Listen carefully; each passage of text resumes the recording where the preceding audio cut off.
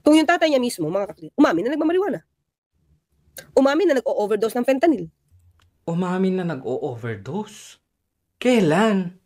Hala, Auntie Claire. Nagpapakalat ka na naman ba ng fake news? Alam niyo ba na sinabi ni Auntie Claire na si Pangulong Rodrigo Duterte daw ay nag-o-overdose o na-overdose ng Fenta? Hala ka, kailangan mong patunayan yan, Auntie Claire. Matinding akusasyon yan. Pero bago yan, panoorin muna natin itong level up na propaganda niya. Marami siyang sasabihin dito. Ibabalik natin sa kanya.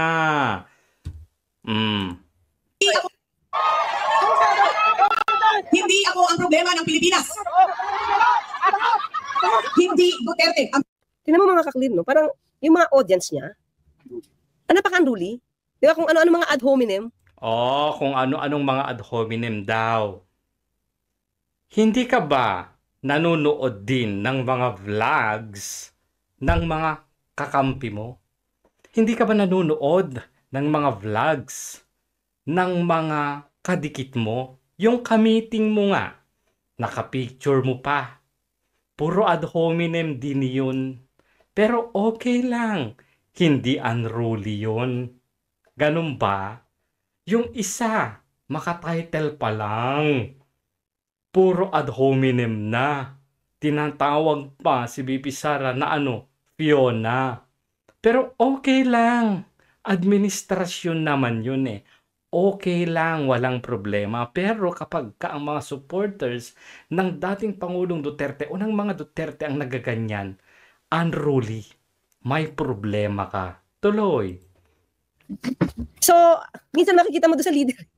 Diba? Ay, makikita pala doon sa leader. So, ang ibig sabihin nito, kung ganun yung mga audience, kung ganun yung mga supporters, ganun din, nagre-reflect din doon sa pinaka-leader na pina-follow nila. So, ibig mong sabihin, yung mga, kung nag-a-ad hominem, yung isang nagbebenta pa ng patak-patak ng COVID kuno, kung nag-a-ad hominem, yung isang direktor na vlogger, kung nag-a-ad hominem, yung mga diapers vlogger, ganun din nagre-reflect kay Pangulong Bongbong Marcos. Ganun bang ibig mong sabihin?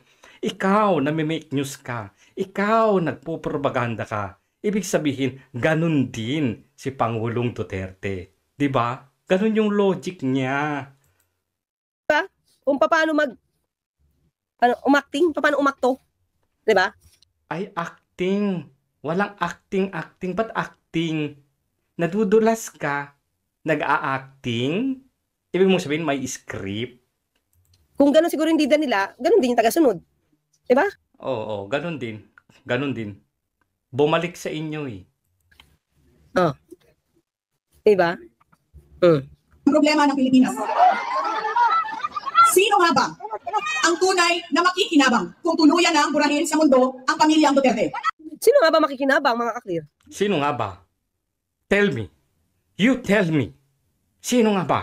Bakit nga ba you tell me? Hindi ba kayo? Hindi ba ang administrasyon? Ha? Sino makikinabang kung halimbawa hindi ang pinakamataas na leader ay Duterte? Diba? Makikinabang ba yung kalaban niya? O mas makikinabang yung mga taong bayan? Tingnan natin. Tingnan natin. Kasi pinapalabas nila dito, i-wipe out. Hindi lang pinapalabas. Yun naman ang nangyayari talaga. Bulag ka ba? Ang mga Duterte.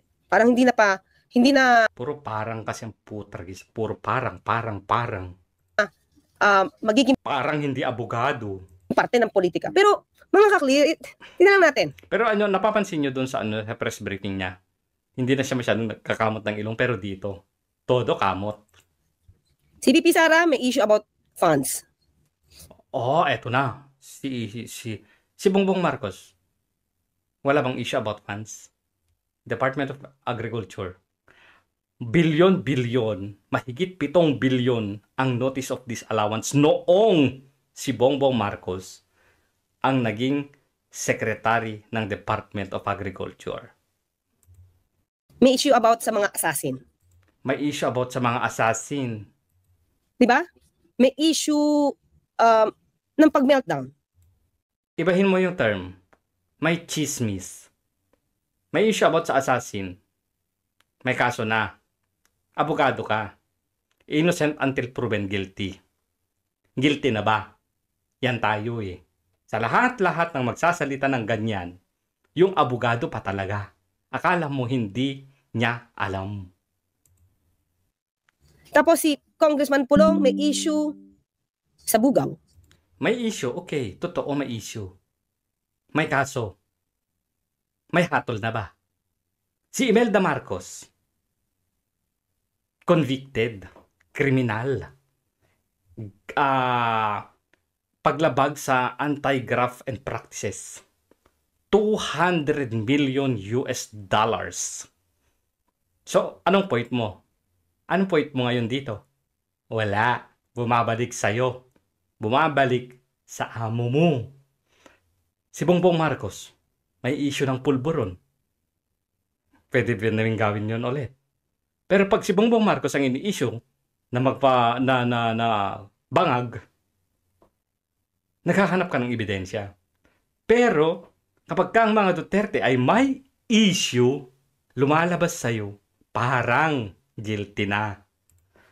May issue sa human trafficking. Paggamit ng babae for purposes ng prostitution. Si Lisa Marcos, may issue about sa pagkamatay ni Tantong ko. Di ba? O balikan ng issue. So ngayon, what's your point? Wala. Gusto mo lang manira. Diba? Ano ba? At hindi ito gawang kwento, mga kaklira. O hindi rin gawang kwento yung mga sinasabi ko. Lalong-lalo na yung graft and corruption ni Imelda Marcos na convicted. Hindi yun gawa-gawa. Alam yun ng sambayan ng Pilipino. Hindi ito gawang kwento, lumalabas lang siya. Hindi naman dinideny. Hindi naman dinideny? Hindi naman dinideny?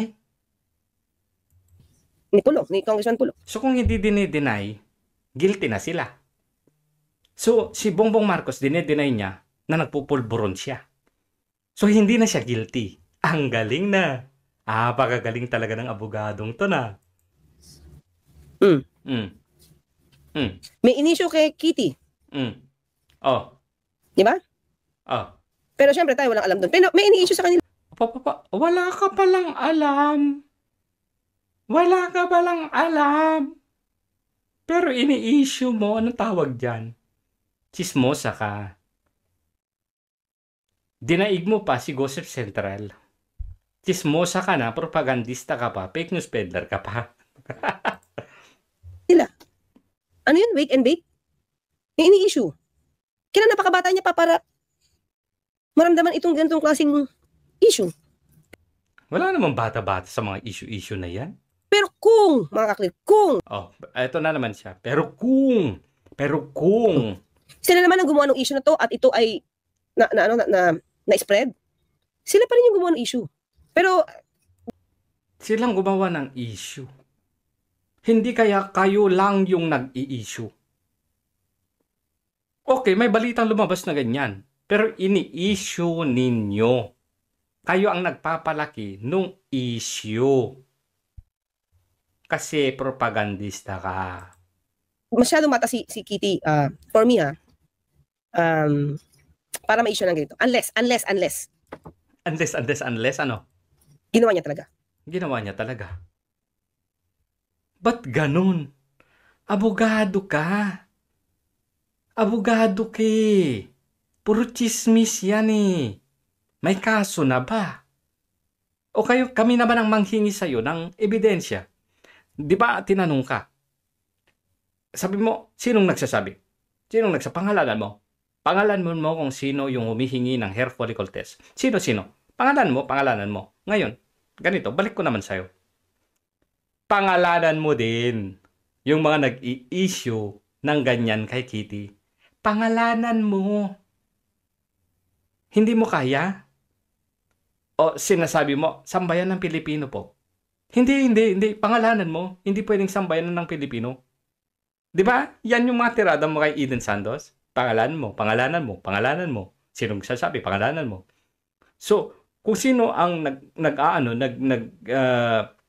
nagsasabi ng mga issue na yan, kung sino ang nambibintang, siya dapat ang maglabas ng ebidensya. Ngayon, labas ka ng ebidensya. Nang i-issue ka din eh. Ikaw mismo ang nang i-issue. So, asa ang ebidensya mo? Wala. O edi bumalik lahat sa'yo. She's not anymore a minor. Kung ginawa niya talaga yan, kung Eto tayo yung kung. ginawa niya talaga yan, at mukhang di naman niya dininay. O nga pala no, ano yun, di na pala niya dininay. Dininay ba niya, So what kung hindi na dinenay? Guilty na pag di-dinenay? mga ka-clear? Yung issue na yon, meron yun related dito sa sasabihin ni VP Sara yon. Related. Hindi niya dininay, paano nga ba, di ba, Addictus Rex, paano, Shirokan Saki? Paano nga ba? Pag hindi na dinenay, chismis pa rin. Walang kaso? Walang kaso, walang ebidensya? Ba't hindi kanyo kasuhan? Ba't hindi nyo isuplong sa CIDG? Ba't hindi nyo isuplong sa PIDEA? Ba't hindi nyo kasuhan sa NBI? Wala. Puro chismis ka lang talaga. Paano nila sasabihin na galit sila sa droga? Kung yung tatay niya mismo, mga ka-clear, umamin na nagmamariwana. Umamin na nag-o-overdose ng fentanyl. Holy cow. Eto hindi ko alam guys. Hindi ko alam kung ako natutulog sa kangkungan. Oh my God. May napanood na ba kayo na sinabi ni Pangulong Duterte o kahit sino man na siya ay nag-o-overdose sa fentanyl? Mabigat na akusasyon to, ulitin natin ha. Kasi hindi na sinabing daw, parang, talagang sigurado siya. Umamin daw si Pangulong Duterte. Oh. Paano nila sasabihin na galit sila sa droga? Kung yung tatay niya mismo, mga ka-clear, umamin na nagmamariwana. Oh, walang parang ha. Yung tatay niya mismo, umamin na nagmamariwana. Tapos, umamin na nag-o-overdose ng fentanyl. umamin na nag-o-overdose ng fentanyl. Wow! Ako ba natutulog sa kangkungan? Hindi ko alam. Kasi kung merong video, o may nagsabi man lang, pamilya niya, kaibigan niya, lahat-lahat, viral na sana yan. Di ba? Viral na sana yan. Yan na sana ang ginagamit ng pantira ngayon. Noon pa simula nung inamin niya hanggang ngayon. Meron ba kayong nakita guys? Paki-ano naman, paki-comment. O kaya kung meron kayong video, meron kayong balita, meron kayong link, paki-send dito ha. Yan. Dito sa ating Facebook page. Mag-follow na rin kayo. Nagugulantang talaga ako, no? Meron ba talaga? O nami-make-use ka na naman? Grabe, seryosong akusasyon to, guys, ha? This is libelous. Sana may magkaso kay Attorney Claire Castro. Kasi paninirang po rito. Iba yung usapan na gumagamit siya ng Fenta para sa kanyang sakit-sakit sa katawan. Pero yung nag-overdose, ibang usapan yun. Ulitin natin ulit. Paano nila sasabihin na galit sila sa droga? Kung yung tatay niya mismo, mga ka-clear, umamin na nagmamariwana. Umamin na nag-o-overdose ng fentanyl. Umamin na nag-o-overdose? Kailan? Saan? Shit! Natutulog yata ako sa kangkungan, hindi ko alam. Oh my goodness! Matinding akusasyon to guys ha. Matinding akusasyon to. Kailang patunayan to ni Claire Castro. Laku po. Patay tayo dito. Ikalat natin please. Pag-share tong video na to. Ikakat ko din to ng pang shorts o pang reels para maikalat ng maikalat hanggang sa makarating sa mga Duterte. Hanggang sa may mag-provide ng ebidensya. Uy, Claire Castro, mag-provide ka ng ebidensya mo dito ha. Delikado oh. Meron siyang paratang na umamin daw si Pangulong Duterte na nag-o-overdose sa fentanyl, unang fentanyl. Usually kapag nagpapakita siya, nagsasabi siya ng mga ganito, meron siyang mga pinapakitang clip, mga ebidensya, di ba? Kahit nga doon sa TikTok, na ginamit niyang ebidensya na nangako daw si Pangulong Duterte ng 7 pesos per kilo ng bigas. Meron siyang ebidensya para lang matwist niya. Pero dito wala naman siyang pinakitang ebidensya. Kasi kung meron, yun talaga ang ipapakita niya. Pero bakit kaya wala? Naku, delikado to, Claire Castro. Naglaro ka ng apoy dito. Sana mapatunayan niya, no? At kung meron siyang mailabas na video, meron siyang mailabas na talagang umaamin, ha? Kasi sabi niya na umamin, mismo galing sa bunganga ni Pangulong Duterte, ha? Kasi sabi niya, umamin na may video, gagawa ulit ako ng video. Na sasabihin ko na tama si Atty. Claire Castro, meron siyang ebidensya na umamin ang dating Pangulong Duterte na nag-o-overdose siya ng fentanyl. Okay? Yun lang. Bye-bye.